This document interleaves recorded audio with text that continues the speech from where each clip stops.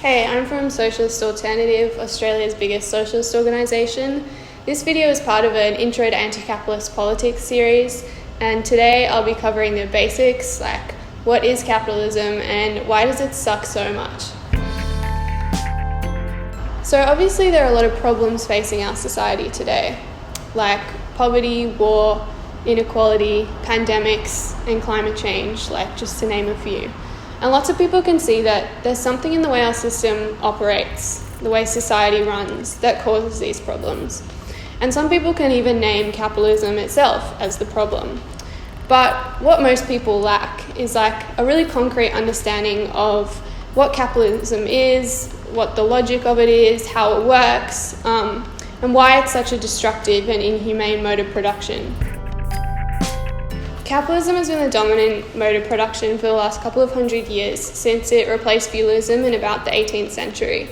It's defined by a tendency towards capital accumulation, so creating wealth. It's also defined by private ownership of the means of production by a minority rather than sort of collective ownership by the majority of people. The free market is also a big part of capitalism in that, in theory, it regulates what's produced so that demands of people are met with the supply of products that are made by a capitalist. And that's kind of the supply and demand theory.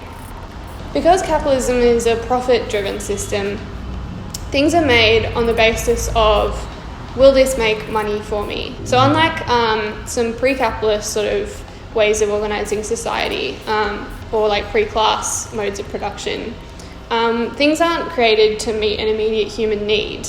They're created to make money, essentially. And that's one of the key features of capitalism. So like feudalism, capitalism is a system that's stratified by class. So where in feudalism you had sort of peasants, serfs, and then the nobility or the landlords, and usually a monarchy. Under capitalism, the main classes that Marxists are concerned with are the working class and the capitalist class. And in really simple terms, the capitalist class are the people who own the means of production. Like they own the factories, they own the offices, they invest in like raw materials and sort of set up businesses. And then the working class are the people who sell their labour, their ability to work, to a capitalist for a wage. So they don't own any means of production. All they own is their ability to work. The relationship between the working class and the capitalist class is defined by exploitation. In like a general sense, when you talk about exploitation, most people will think about like a sweatshop where workers are paid like 10 cents a day and they work in just the worst conditions. And that is definitely exploitation.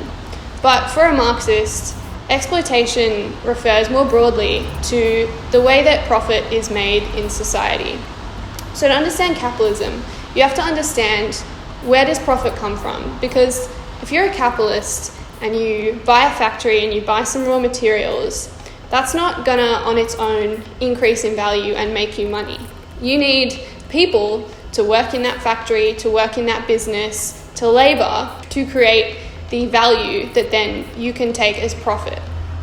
So exploitation basically means that as a worker, you sell your labour, but you sell your labour for less than the value that you create. So it's sort of easy to understand in some industries, like if you're like a bartender and you make and sell like $2,000 worth of cocktails in one night, but your wage only comes out to like maybe $180 for the night. You can easily see that there's a really big disparity in the amount of money that you've made your boss versus the amount of money that you're paid. And that's how profits happen, basically. Your boss will invest some of that back into like buying spirits or whatever, maybe the rent on the premises. But a significant portion of that is profit that will go into their pocket. And that's how exploitation works. So you're exploited whether you're a sweatshop labourer or you work in like, a relatively nice office. In order for your boss to make profit, you are being exploited. And that's the fundamental dynamic between the capitalist class and the working class. So capitalism is defined basically by the economic exploitation of the majority, about 70% of the world's population are working class, by a small minority of capitalists. And this is reflected in the enormous wealth inequality that we see in the world today. Every year Oxfam reports come out about inequality that have sort of staggering statistics, like the top 1% of society has the same amount of wealth as the bottom 50%.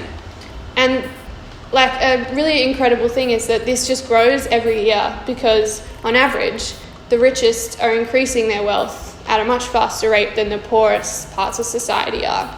Even in Australia, a big proportion of people live below the poverty line, despite the fact that we're an advanced sort of liberal democracy, sort of the peak of capitalism in theory.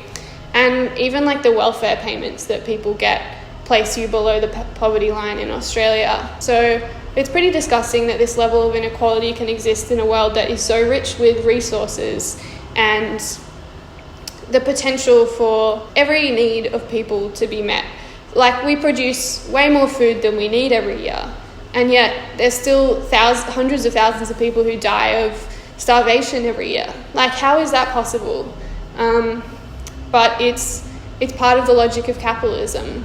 The reason this terrible waste happens is because it's not profitable to give food away for free or to redistribute it or to sell it for a cheaper price. That would cause capitalists to lose money on their investment. So they'd rather just get rid of it than give it away to people who otherwise couldn't afford it.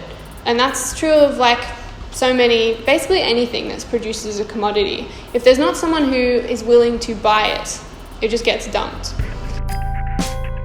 So not only is capitalism defined by the economic exploitation of the working class on the basis of production and profit, but the working class is further divided and oppressed on the basis of characteristics like race, gender, sexuality, religion. These forms of oppression are really useful for the capitalist class in keeping workers divided and prevent them from recognising the solidarity that they have with each other. So oppression isn't just referring to discrimination or prejudice on an interpersonal level. It's systemic and structural and integral to the running of capitalism. So the ordinary functioning of capitalism sucks on many levels, but as if that wasn't enough, the system is regularly plunged into crises that can have a devastating effect on the working class. Financial crises are one of the most common, they're an inescapable part of the logic of capitalism. Over the past century, we've seen pretty regular crises of different magnitudes, from the Great Depression in the 30s to the 2008 global financial crisis to the impending pretty severe economic crisis that we're facing today.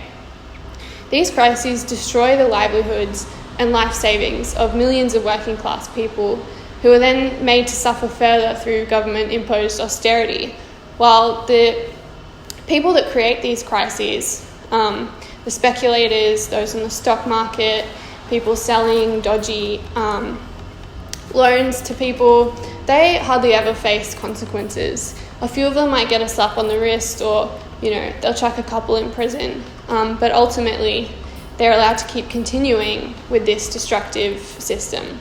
Capitalism's drive to exploit not just people but the natural world has created probably the most existential threat facing humanity today: climate change. Through massive resource extraction, dumping of waste, pollution, and logging, and all this stuff has destroyed the Earth's ecological systems to the point where temperatures are warming at an alarming rate and threaten apocalyptic destruction if we don't act on this soon. And of course, we're also facing probably the biggest health crisis in the history of capitalism, the coronavirus. But that is a topic for another video. So these crises reveal the fundamentally opposed interests of the working class and the capitalist class. The capitalist class has an interest in continuing to compete in an increasingly monopolised market, exploiting people, exploiting the planet, trying to create the most wealth that they can.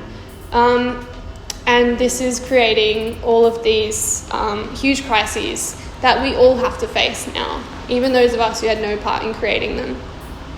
But the working class has no interest in maintaining this oppressive, destructive, exploitative system, and every interest in smashing it and creating a world where things are produced not for profit, but to meet human need. It's not all bad news though, because inherent in capitalism is a huge contradiction that opens up space for resistance and for potentially the overthrow of the entire system.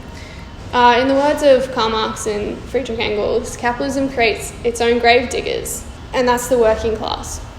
So the capitalist class has the conventional power in society: political power, military power, the power to control production.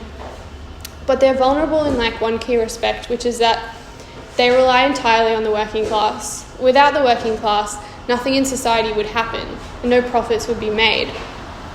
So the working class has its own form of power. It's just one that's not always realised. The working class has the power to halt production and to undermine everything that gives the capitalist class its power. So that's the power that the working class has. Not on an individual basis, but collectively, united as a class, working together to bring about real social change and genuine human liberation.